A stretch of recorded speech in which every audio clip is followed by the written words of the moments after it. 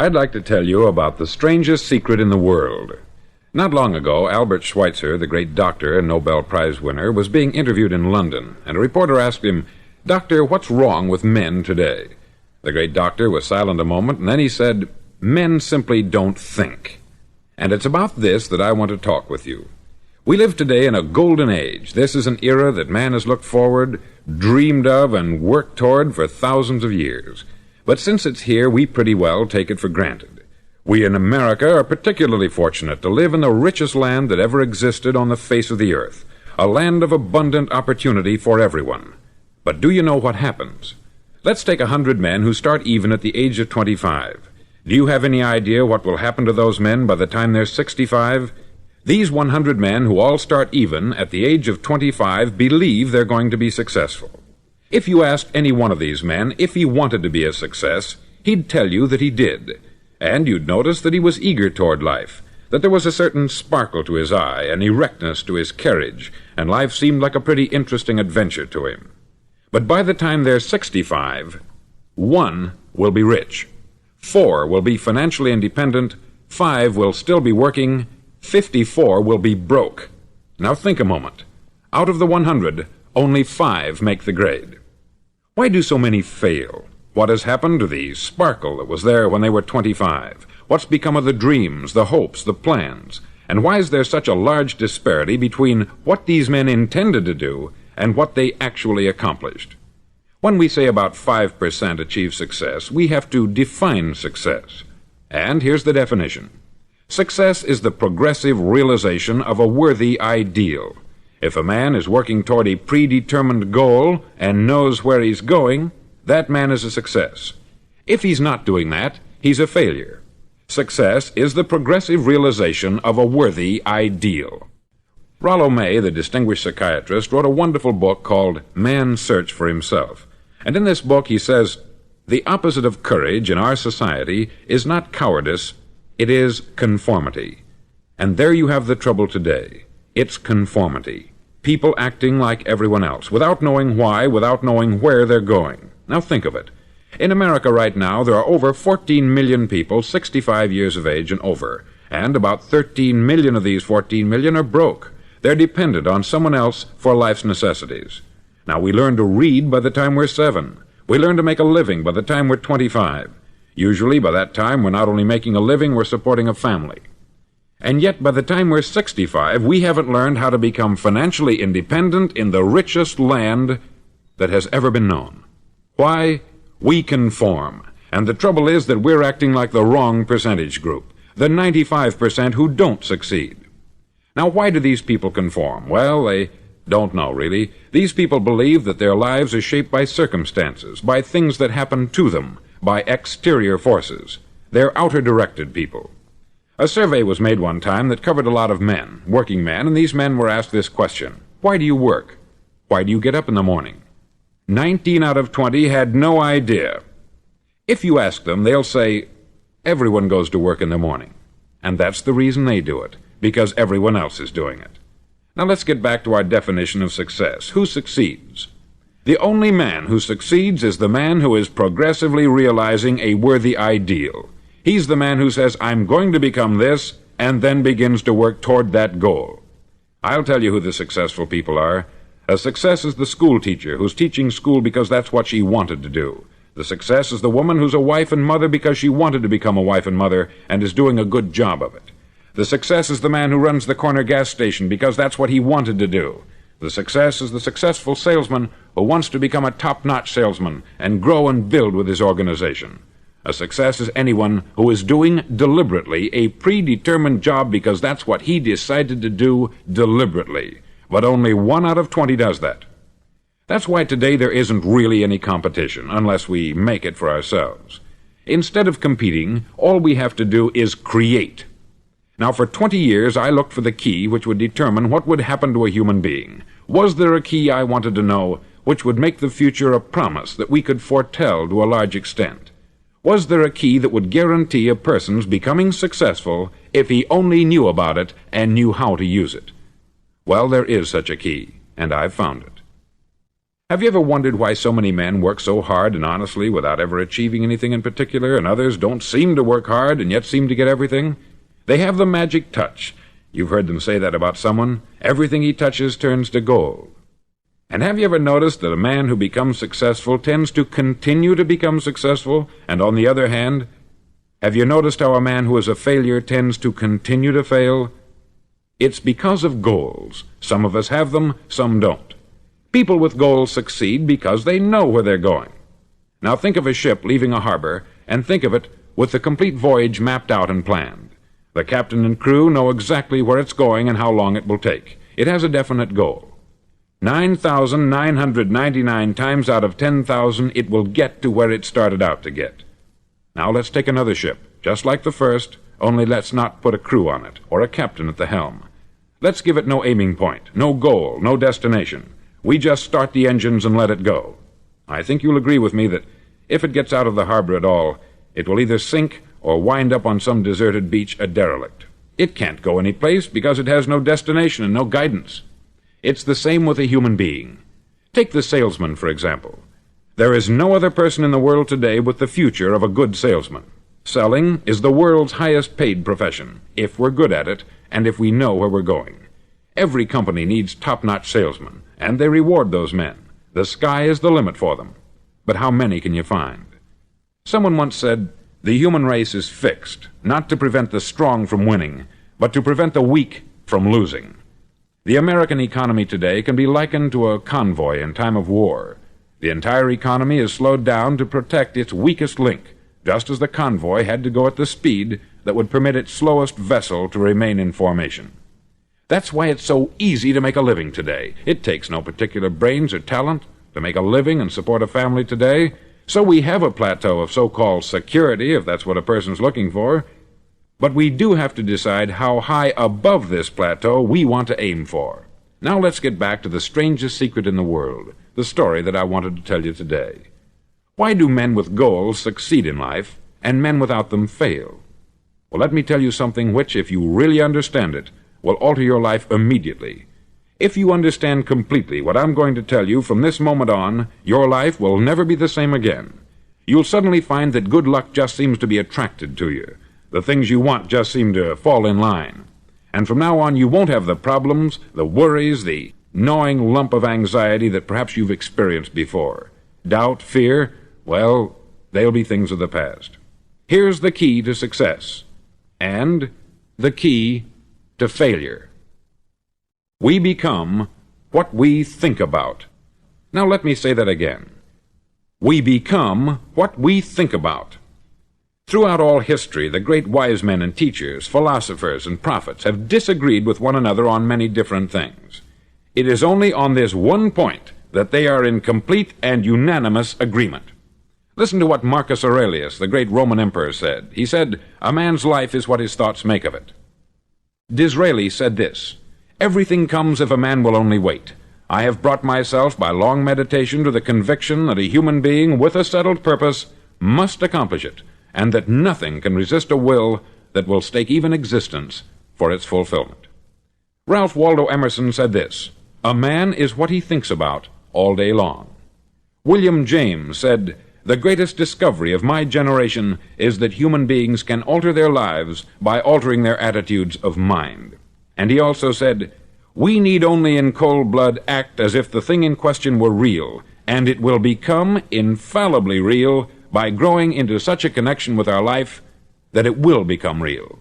It will become so knit with habit and emotion that our interest in it will be those which characterize belief." He also said this, "If you only care enough for a result, you will almost certainly attain it. If you wish to be rich, you will be rich. If you wish to be learned, you will be learned. If you wish to be good, you will be good. Only you must then really wish these things, and wish them exclusively, and not wish at the same time 100 other incompatible things just as strongly." In the Bible you read, in Mark 9:23, "If thou canst believe, all things are possible to him that believeth."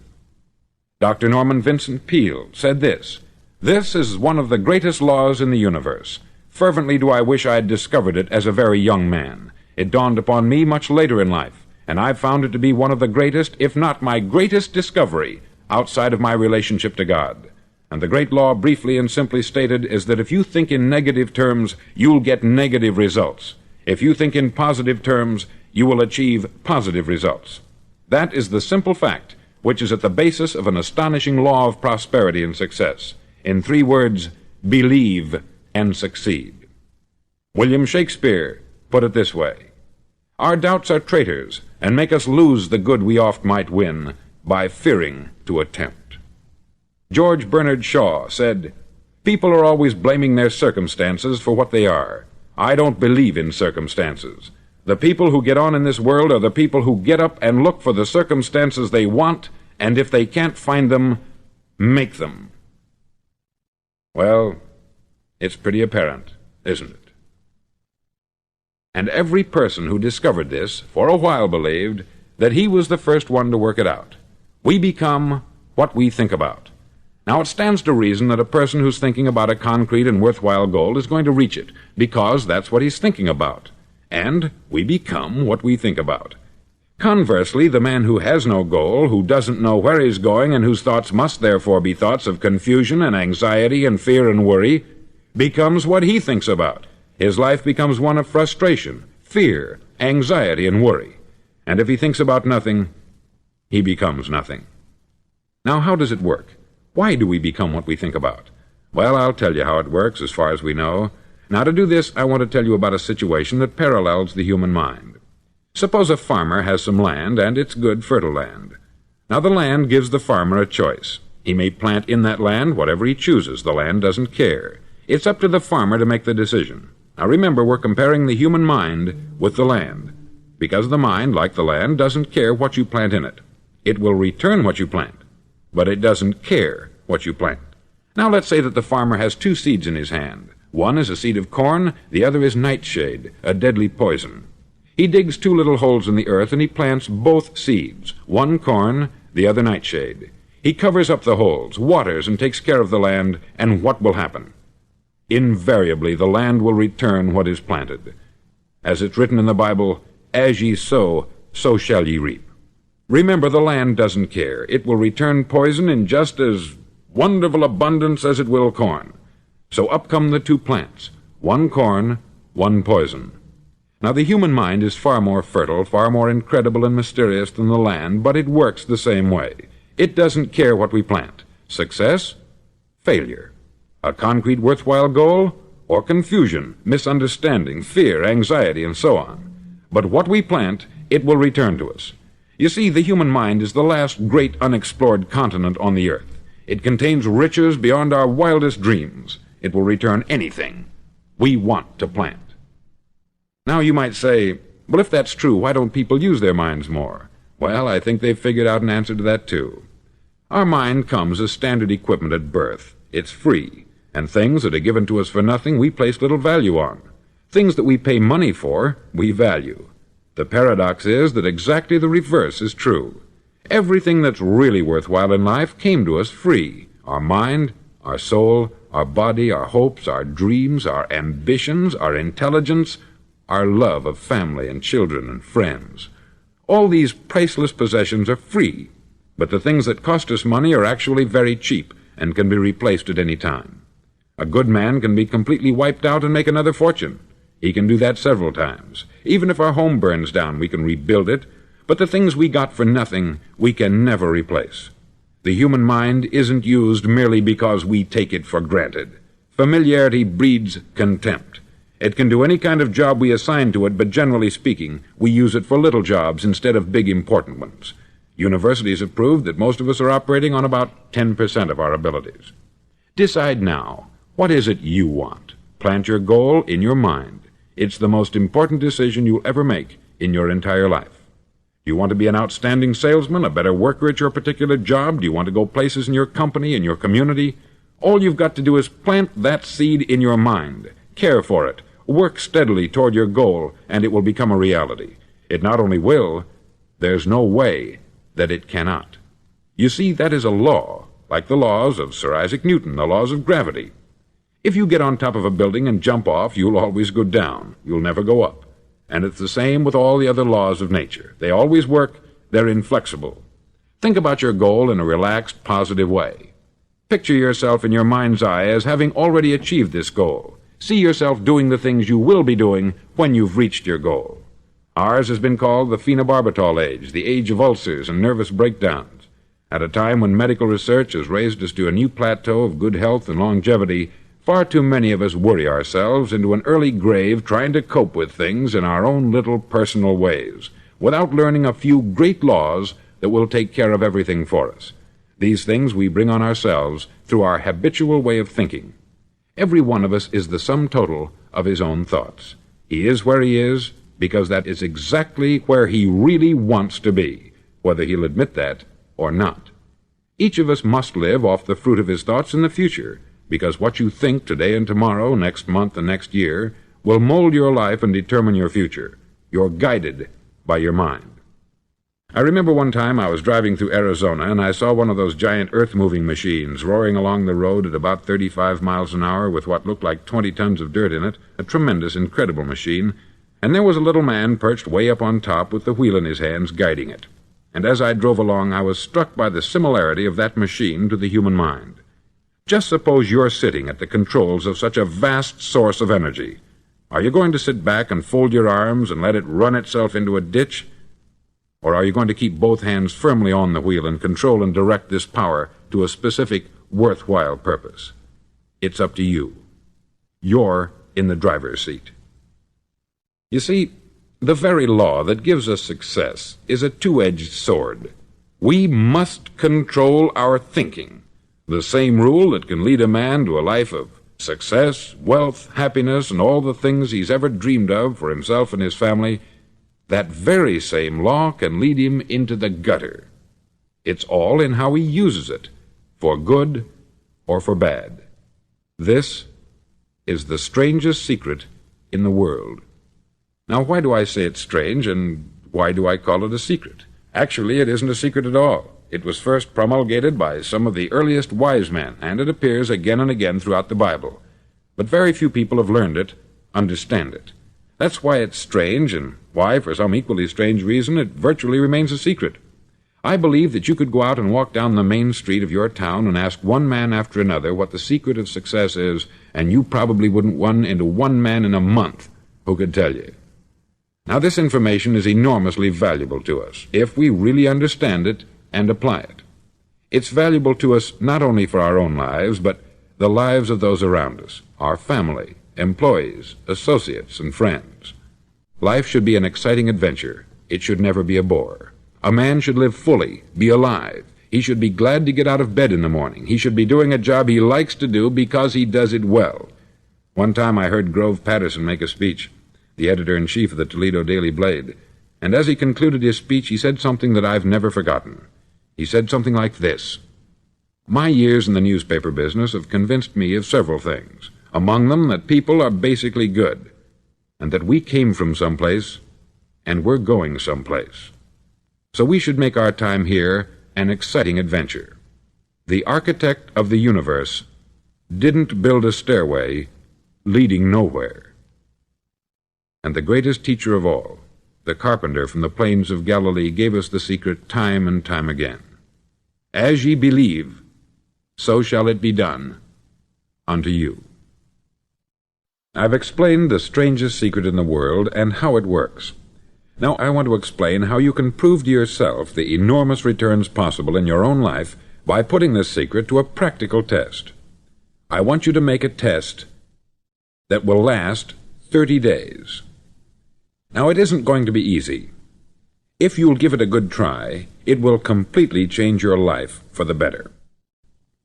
Back in the 17th century, Sir Isaac Newton, the English mathematician and natural philosopher, gave us some natural laws of physics which apply as much to human beings as they do to the movement of bodies in the universe.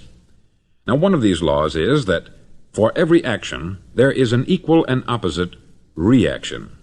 Simply stated, as it applies to you and me, it means we can achieve nothing without paying the price. The results of your 30-day experiment will be in direct proportion to the effort you put forth. To be a doctor, you must pay the price of long years of difficult study. to be successful in selling, and remember that each of us succeeds to the extent of his ability to sell, selling our families on our ideas, selling education in schools, selling our children on the advantages of living the good and honest life, selling our associates and employees on the importance of being exceptional people, to, of course, the profession of selling itself. But to be successful in selling our way to the good life, we must be willing to pay the price. Now, what is that price? Well, it's many things. First, it's understanding emotionally, as well as intellectually, that we literally become what we think about, that we must control our thoughts if we're to control our lives. It's understanding fully that, as ye sow, so shall ye reap. Secondly, it's cutting away all the fetters from the mind and permitting it to soar as it was divinely designed to do. It's the realization that your limitations are self-imposed, and that the opportunities for you today are enormous beyond belief. It's rising above narrow-minded pettiness and prejudice. Thirdly, to use all your courage to force yourself to think positively on your own problem, to set a definite and clearly defined goal for yourself, to let your marvelous mind think about your goal from all possible angles, to let your imagination speculate freely upon many different possible solutions, to refuse to believe there are any circumstances sufficiently strong to defeat you in the accomplishment of your purpose, to act promptly and decisively when your course is clear, and to keep constantly aware of the fact that you are, at this moment, standing in the middle of your own acre of diamonds, as Russell Conwell used to point out. Fourth, save at least 10% of what you earn. It's also remembering that no matter what your present job, it has enormous possibilities if you're willing to pay the price. Now let's just go over the important points in the price each of us must pay to achieve the wonderful life that can be ours. It is, of course, worth any price. 1. You will become what you think about. 2. Remember the word imagination. Let your mind soar. 3. Courage. Concentrate on your goal every day. 4. Save 10% of what you earn. And action. Ideas are worthless unless we act on them. Now I'll try to outline the 30-day test I want you to make. Now keep in mind that you have nothing to lose by making this test, and everything you could possibly want to gain. There are two things that may be said of everyone. Each of us wants something, and each of us is afraid of something. I want you to write on a card what it is you want more than anything else. It may be more money. Perhaps you'd like to double your income or make a specific amount of money. It may be a beautiful home. It may be success at your job. It may be a particular position in life. It could be a more harmonious family. Each of us wants something. Write down on your card specifically what it is that you want. Make sure it's a single goal and clearly defined. You needn't show it to anyone, but carry it with you so that you can look at it several times a day. Think about it in a cheerful, relaxed, positive way each morning when you get up, and immediately you have something to work for, something to get out of bed for, something to live for. Look at it every chance you get during the day and just before going to bed at night. As you look at it, remember that you must become what you think about, and since you're thinking about your goal, you realize that soon it will be yours. In fact, it's yours really the moment you write it down and begin to think about it. Look at the abundance all around you as you go about your daily business. You have as much right to this abundance as any other living creature. It's yours for the asking. Now we come to the difficult part. Difficult because it means the formation of what is probably a brand new habit, and new habits are not easily formed. Once formed, however, it'll follow you for the rest of your life. Stop thinking about what it is you fear. Each time a fearful or negative thought comes into your consciousness, replace it with a mental picture of your positive and worthwhile goal. There will come times when you will feel like giving up. It's easier for a human being to think negatively than positively. That's why only 5% is successful. You must begin now to place yourself in that group. For 30 days you must take control of your mind. It will think only about what you permit it to think. Each day for this 30-day test, do more than you have to do. In addition to maintaining a cheerful, positive outlook, give of yourself more than you've ever done before. Do this knowing that your returns in life must be in direct proportion to what you give. The moment you decide on a goal to work toward, you're immediately a successful person. You're then in that rare and successful category of people who know where they're going. Out of every 100 people, you belong to the top 5. Don't concern yourself too much with how you're going to achieve your goal. Leave that completely to a power greater than yourself. All you have to do is know where you're going. The answers will come to you of their own accord. Remember these words from the Sermon on the Mount, and remember them well. Keep them constantly before you this month of your test. Ask, and it shall be given you. Seek, and ye shall find. Knock, and it shall be opened unto you. For every one that asketh receiveth, and he that seeketh findeth, and to him that knocketh it shall be opened. It's as marvelous and as simple as that. In fact, it's so simple that in our seemingly complicated world it's difficult for an adult to understand that all he needs is a purpose and faith. For 30 days, do your best.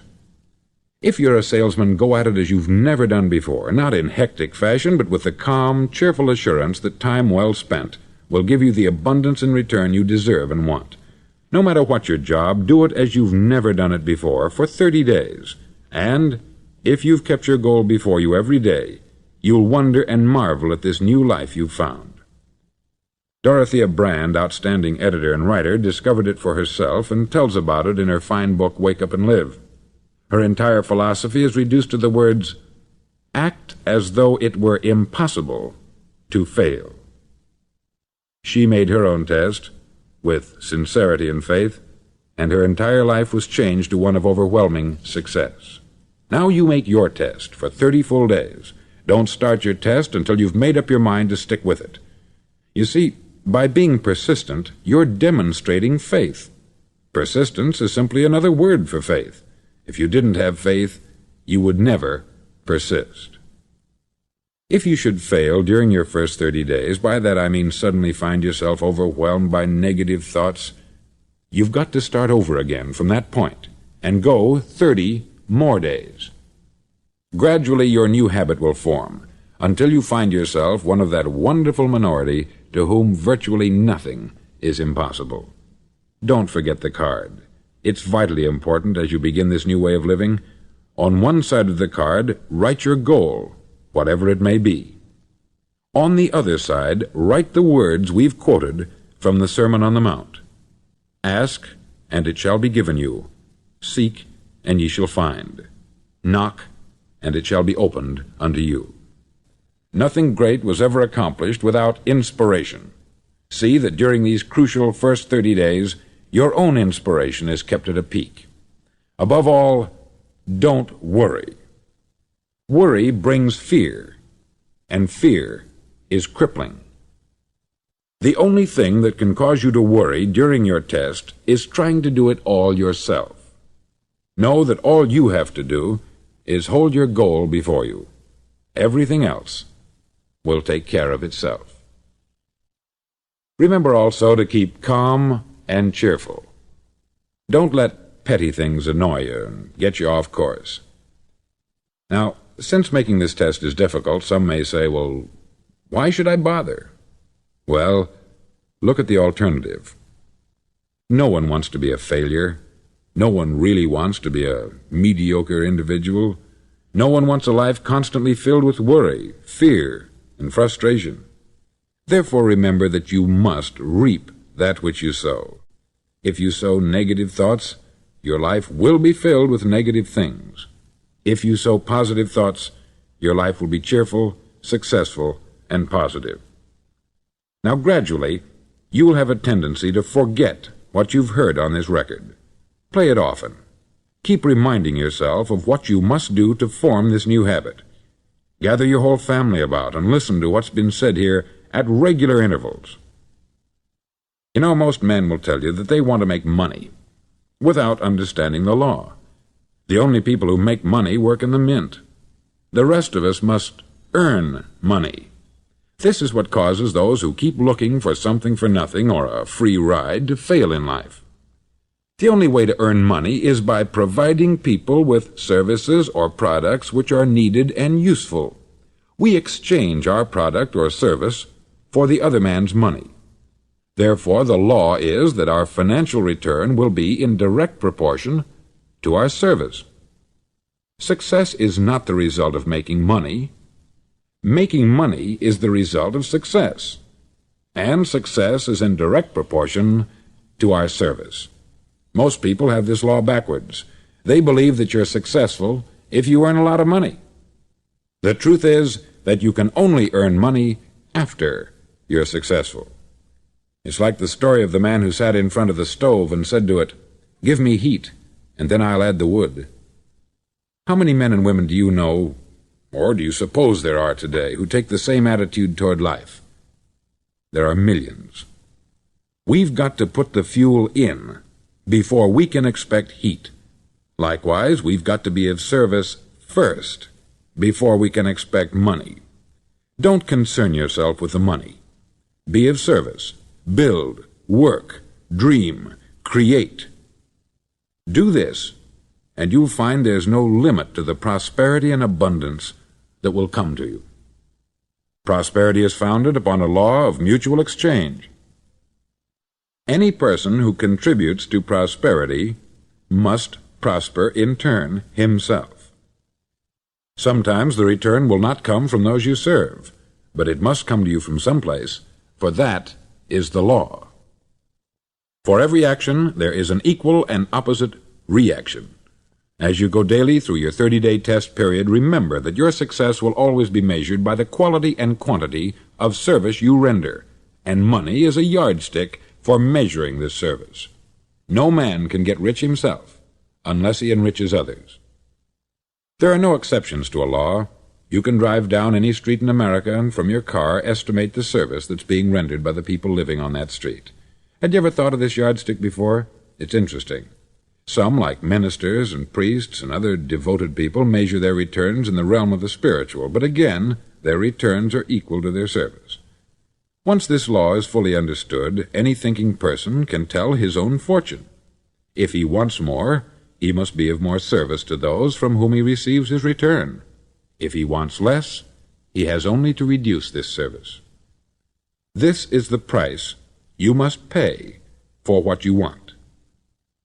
If you believe you can enrich yourself by deluding others, you can only end by deluding yourself. It may take some time, but just as surely as you breathe, you'll get back what you put out. Don't ever make the mistake of thinking you can avert this. It's impossible. The prisons and the streets where the lonely walk are filled with people who tried to make new laws just for themselves. We may avoid the laws of man, but there are greater laws that cannot be broken. An outstanding medical doctor recently pointed out 6 steps that will help you realize success. 1. Set yourself a definite goal. 2. Quit running yourself down. 3. Stop thinking of all the reasons why you cannot be successful, and instead think of all the reasons why you can. 4. Trace your attitudes back through your childhood and try to discover where you first got the idea you couldn't be a success, if that's the way you've been thinking. 5. Change the image you have of yourself by writing out a description of the person you would like to be. And 6. Act the part of the successful person you have decided to become. The doctor who wrote those words is a noted West Coast psychiatrist, David Harold Fink, M.D. Do what all experts since the dawn of recorded history have told you you must do. Pay the price by becoming the person you want to become. It's not nearly as difficult as living unsuccessfully. Make your 30-day test. Then repeat it. Then repeat it again. Each time it will become more a part of you until you'll wonder how you could ever have lived any other way. Live this new way, and the floodgates of abundance will open and pour over you more riches than you may have dreamed existed. Money? Yes, lots of it. But what's more important, you'll have peace. You'll be in that wonderful minority who lead calm, cheerful, successful lives. Start today. You have nothing to lose, but you have a life to win.